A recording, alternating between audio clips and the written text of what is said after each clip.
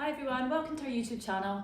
Today I'm going to do a quick review on, I was going to say one of my favourite Celines, but it's actually my only Celine. So this, my Celine mini luggage tote. Now I'll try and keep this review quite short because I've realised that nobody wants to hear me speak for 10 minutes, or certainly not in excessive 10 minutes, or so my boyfriend and my sister keep telling me. So I'll keep this short, and also this is actually my second attempt at this because I already did the first one. It videoed it all in slow-mo. Now I don't know how I managed that, but anyway, so this will be even shorter than my first version. So this is a Celine mini luggage tote. Now I love the Celine luggage range. There's, well, to my knowledge, I'm not massively clued up in Celine, so don't quote me, but there's this Celine mini luggage tote, which is this one, and I always think it's a bit deceiving because it's mini, and I'm like, but this is the largest one, it's not mini.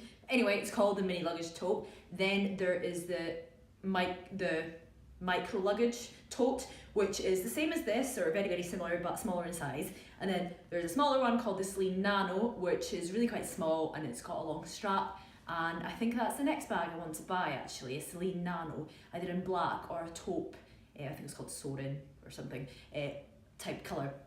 So this is my Celine mini luggage tote, and this is a tricolour one. So as you can see, it's got the 3 colours. Now I think it's coming up a little bit bright on your skin, on the video here, but in reality it's not that bright. So this is a sort of brown kind of colour. It's not too dissimilar to my hair. This is kind of a taupe, and this is just navy. So nice neutral colours, and probably the most out there bag I'll buy in terms of bright colours, especially for a day-to-day bag. Now, what some people don't like about this is the fact you can't wear it over your shoulder, so it is quite a big bag. It can get quite heavy. I mean, well, you probably could at a push. My arms are quite thin, so I can get it over my shoulder, and if I wasn't wearing a jacket, I probably could wear it like this if I really wanted to. So if you're slim enough, it can get over, but it's just not really designed for that, and most people probably couldn't. So you're really constrained to just wearing it in the crook of your arm or just by hand. Now I use it for work a lot. One of the things I really like about it is it has a really big sturdy handle. So when I'm stuffing all my work stuff in it, so my laptop, my pads of paper, calculator, water, food, everything I need for my working day, it gets quite heavy. But I don't feel like I'm stretching the handle or overloading it at all. So it is a big kind of good sturdy bag. But what I would say is I drive to work, and I take the bag from the car to the office. I'm not walking any distances in it because I think if I was walking to work and I could only carry this in my hand or in the crook of my arm, it would get quite sore on my shoulder. So I don't think I'll ever be testing that one out. Just quickly show you front, sides and back. And you can see there it's closed by a zip, but because it's got the 2 sides that come out, the zip doesn't quite continue to the end. So if it was raining or something, you can imagine the water would probably still get in. I wouldn't tend to take this bag out in the rain just because the lambskin's really quite delicate. You can see there, zip opens up. Just quickly show you the inside. So here you've got a zip pocket.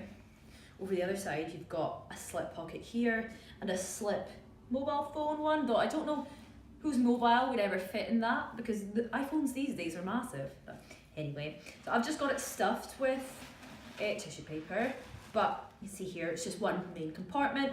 The main compartment is pretty decent in size. It's leather in the inside as well, and it's quite a structured bag, so I don't need a liner in this one.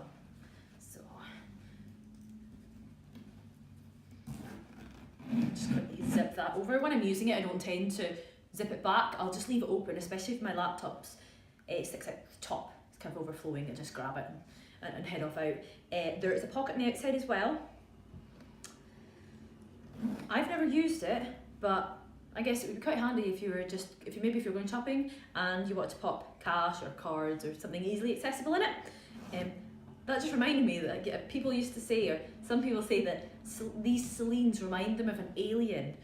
I guess that's like the wee mouth. I mean, I see it a little bit, but I do think it's a bit weird to compare my bag to an alien, so I'll just ignore that comparison for the moment.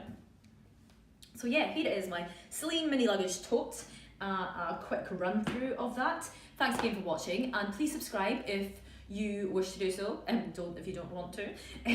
And going forward, I'll try and get some more reviews done. A few people have asked me for some specific bags, but just from being ill with the cold, I've not really been up to putting on makeup, to be perfectly honest, and also going to Danica's to get some of her Chanel's as well. But hopefully in the next couple of weeks I'll get that done.